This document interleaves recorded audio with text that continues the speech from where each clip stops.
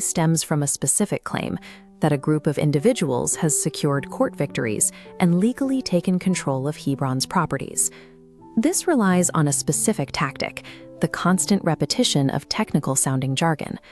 By cycling through legal terms, these messages create an impression of authority that can be difficult to parse at first glance. This widespread panic disrupts the peace of the congregation.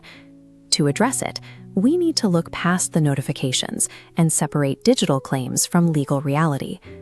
We are going to examine these viral claims using documented legal facts. By looking at how these documents actually function, we can see why these claims lack legal validity. One major claim is that opponents won high court writ petitions, specifically cases 34870 of 2013 and 796 of 2025. The paperwork being shared shows these cases as disposed. In a legal context, disposed means the court has simply closed the file or reached a conclusion on that specific petition. It is not an automatic ruling in favor of the petitioner's broader goals. What was actually issued was a consideration order. This instructs the district registrar to review an application, but does not mandate an approval. Crucially, the district registrar lacks the authority to transfer contested property. That power belongs to the civil court. Currently, over 101 civil cases regarding these properties remain pending. In one instance, OS 157 of 2025, the court took action that effectively halted these claims before they could proceed. Since a writ petition cannot override the jurisdiction of a civil court, the claim that the property has been legally won based on these petitions is incorrect. We also need to look at the official receipts being presented as proof that Hebron properties have been transferred.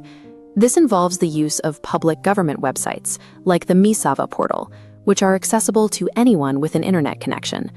In these cases, individuals submitted unauthorized applications for bylaw amendments and paid the processing fee. When the fee is paid, the portal automatically generates a receipt of submission. This is a standard automated process. A receipt proving a fee was paid differs from a binding government approval. One is a transaction record, the other is a legal ruling. Presenting an automated fee receipt as proof of ownership misrepresents the legal process to those unfamiliar with how these portals work. Finally, there are the letters being sent to Hebron pastors, demanding that they comply with new directives. These letters come from a body that does not hold legal standing. They are not official government or court-sanctioned directives. Without the backing of a court order, these letters are a form of intimidation rather than a legal requirement. To navigate these rumors, members can use a simple method to identify misinformation. If a message claims a property transfer has occurred, but does not cite a resolved civil suit, the claim is not supported by the current legal reality. The administration is currently addressing these issues and is preparing legal responses to the misrepresentations occurring online. Because the legal process is being followed correctly by the church, these unauthorized claims remain ineffective in the eyes of the law. Understanding the legal facts allows the congregation to shift its focus away from these disputes. One practical step is to limit the time spent reading or forwarding unverified rumors, particularly on the eve of worship.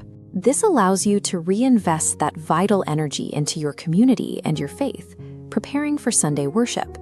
By focusing on factual information and maintaining spiritual unity, the Hebron congregation ensures that misinformation cannot achieve its goal of creating division.